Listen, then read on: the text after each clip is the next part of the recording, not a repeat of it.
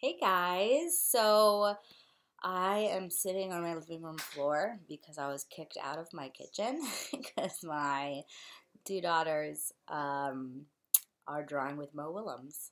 If parents, you have not done that yet, it is awesome. He's the guy that writes the Elephant and Piggy books, and he does a video every day of teaching kids how to draw. It's super fun. So they were there. If you hear them laughing and giggling, that's why. So a couple updates before we begin. So Mount Carmel has gone live on Zoom, and we will continue to. It's very exciting. So the youth group has started doing a couple things. We're going to do a couple things. Nothing required, which is nice, but highly encouraged. And let's be honest, what else you got to do? So we're going to do a rosary, a Stations of the Cross, maybe a family trivia night, which will include questions that the little ones can answer that the parents might not know, questions that parents will know and the kids will have no idea.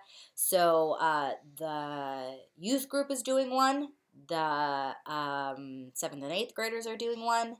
And so we're going to do one too. We're excited about it. More details to come on that, but stay tuned.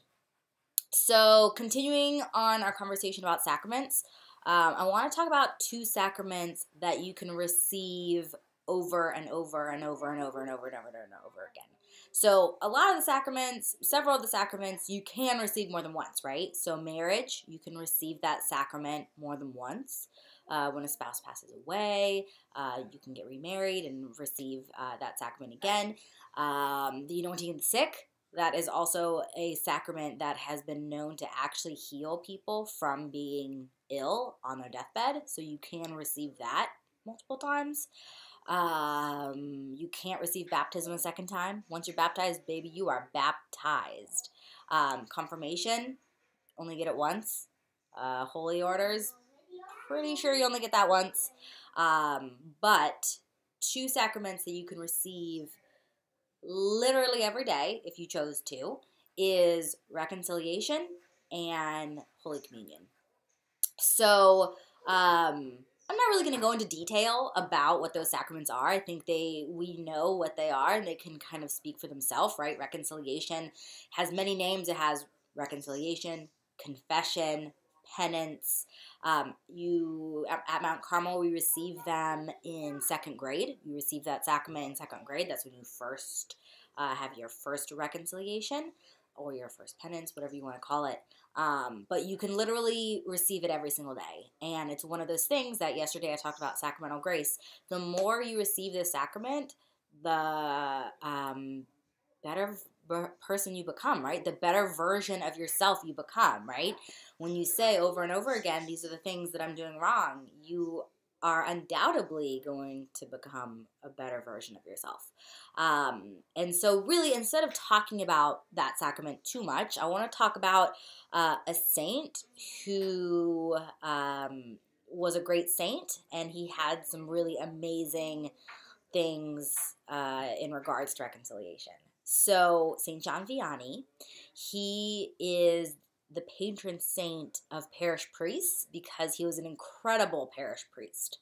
I don't really know much about his history insofar as before becoming a priest. I know at some point he was a soldier, and then he deserted the French army, and he was like super brave, and he met a different parish priest, and he had a conversion. But look him up, learn more about him. But and there's a link below on the email that I sent that has more details on him. But one of the really cool things about St. John Vianney is he would hear confessions for up to 16 hours a day. 16 hours a day. Sometimes 7 days a week. He would stop, do mass, and then go back and finish his confessions. People would literally line up for days for him to hear their confessions. And there are stories about how he could read people's souls. So they'd, get in the confession and they'd say, Father, I did this and this and this. And then he'd be like, yo, what about this? You did this. I mean, he wouldn't be like, yo, but he would be able to read people's souls and read their hearts and explain to them things that happened in their lives. And he'd never met them before because people would come literally from all around Europe. So he was in this little town called Ars, A-R-S, in France. He was a French priest. And he, so many people were pilgrimaging to Ars that the government had to create a new train line just to get there. In this town of like, I think it was like, 3,000 or 4,000 people, not a big town. And so they created a train line into Ars. And he would say that I'm reading this, he saw the sacrament of reconciliation as an integral part to have a true confession and one of the most powerful roads that leads to God. And I'm saying this to myself as I'm saying it to everybody listening. Confession, it's a powerful sacrament, especially just the fact that we can receive it over and over again and we get that sacramental grace. But he was also a normal person, so he would make jokes with the people in line. So he would hear people, complaining like, I've been waiting here for so long. And he'd say, I'd make you wait even if you were the Queen of England. One time this guy showed up with his dog and he said something to the effect of, you and your dog have the same beauty in your soul. So saying that they were equal, like giving the guy a hard time. But he was just an incredible saint. There are tons of parishes named after him because he is a patron saint of parish priests.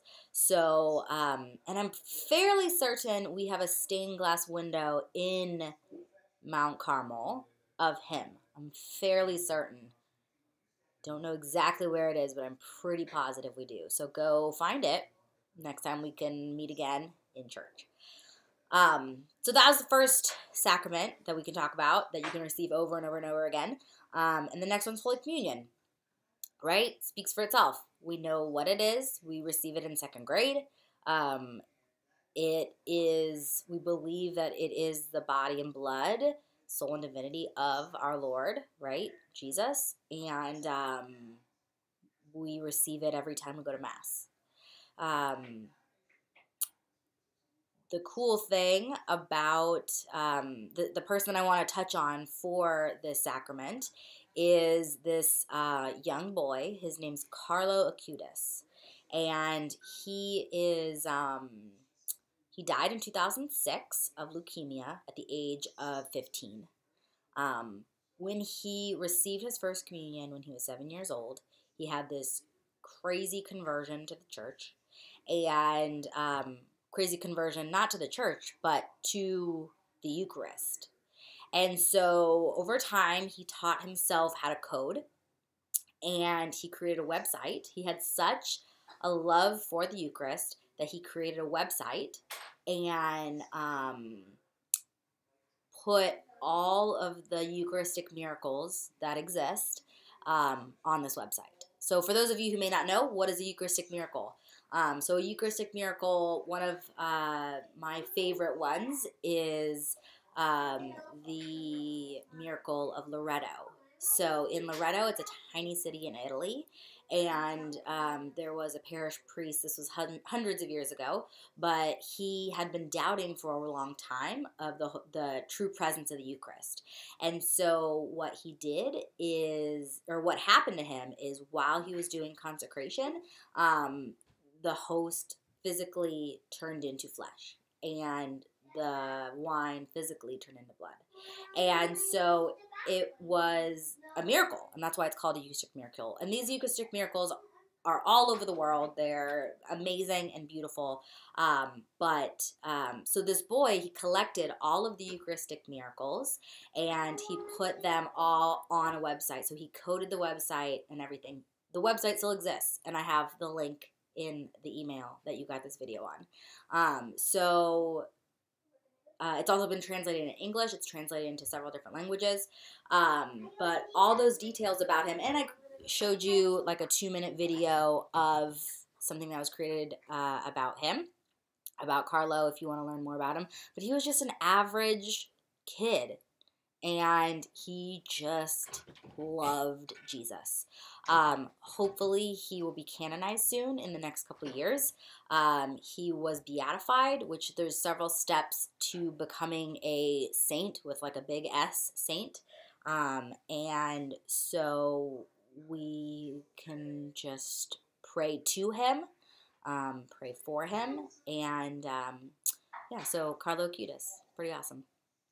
All right, well, I am praying for you guys. I hope you are praying for me. God bless.